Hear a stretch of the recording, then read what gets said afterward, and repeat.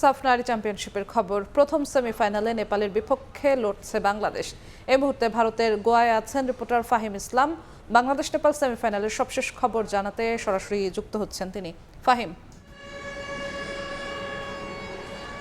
সেমিফাইনালের মহা গুরুত্বপূর্ণ ম্যাচে নেপালের বিপক্ষে এই মুহূর্তে মাঠে লড়ছে বাংলাদেশ নারী ফুটবল দল। ফলাফলটা বলে রাখতে চাই, ফলাফলটা 1-1। প্রথমে আসলে বাংলাদেশ নারী ফুটবল দল পিছিয়ে যায় ম্যাচের 23 মিনিটের মাথায়। প্রীতি রায়ের যে গোল, সেই গোলটা আসলে কর্নার থেকে বাংলাদেশ কনসিড করে। এরপরে কিন্তু আসলে আজকের ম্যাচের শুরু থেকে আসলে বাংলাদেশ ছন্ন ছাড়া ফুটবল খেলতে থাকে এবং কি খুব একটা বল পজিশন ধরে রাখতে চাচ্ছিল না এবং কি বাংলাদেশ নেপালকে চাচ্ছিল যে নেপাল যাতে খেলে সেই সুযোগটা আসলে বাংলাদেশ দিয়ে যাচ্ছিল। এরপরে কিন্তু আসলে পিটার বাটলার দুটি পরিবর্তন আনেন। তিনি আজকে মাঠে 38 মিনিটের মাথায় তার দুই পরিবর্তন, আর এই সেই দুই পরিবর্তনের জন্যই আসলে পুরো খেলার যে মোমেন্টাম, সেই মোমেন্টামটা বাংলাদেশের দিকে ঢেলে পড়ে। সেখানে আসলে নামেন ওমেলা মার্মা এবং কি সুরভি আকন্দ প্রীতির পরিবর্তে মাঠে নামেন শামসুন্নাহর জুনিয়র ও যেই অভিজ্ঞ ফুটবলার রয়েছেন তহুরা।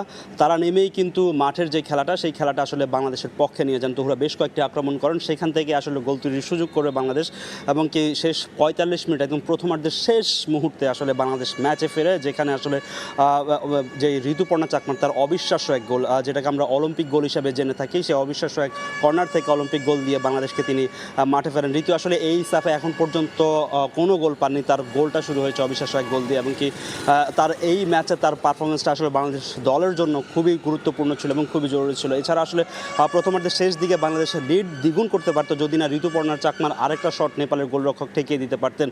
তো আসলে এই আজকের যে একাদশটা, সেই একাদশটাতেও কিন্তু পিটার বাটলা যে ভারত ম্যাচে একাদশ নামিয়েছিলেন, সেখান থেকে আসলে পরিবর্তন করেছেন। আমরা আসলে সেখান থেকে 3 পরিবর্তন নিয়ে তিনি মাঠে নামান, তবে তার যে পরিবর্তনগুলো, সেই পরিবর্তনগুলো আশানুরূপ ফল না পাওয়ায় তিনি আসলে সেখানে আবার 38 মিনিটের মাথায় আসলে একাদশটা পরিবর্তন করেন। আমরা আসলে মাঠে দেখতে পাচ্ছি যে আসলে নেপালের যে দর্শকরা, তারা কিন্তু অনেক দর্শক নেপালের এসেছেন মাঠে, তারা তাদের দলের জন্য চিয়ার আপ করছেন। তো ভারতের গোয়া থেকে আসলে নেপাল এবং বাংলাদেশ নারী ফুটবল দলের সেমিফাইনালের গুরুত্বপূর্ণ সেমিফাইনাল থেকে এই ছিল আমার কাছে সবশেষ খবর। ভারত থেকে সাফ নারী চ্যাম্পিয়নশিপের খবর জানাচ্ছিলেন সহকর্মী ফাহিম ইসলাম।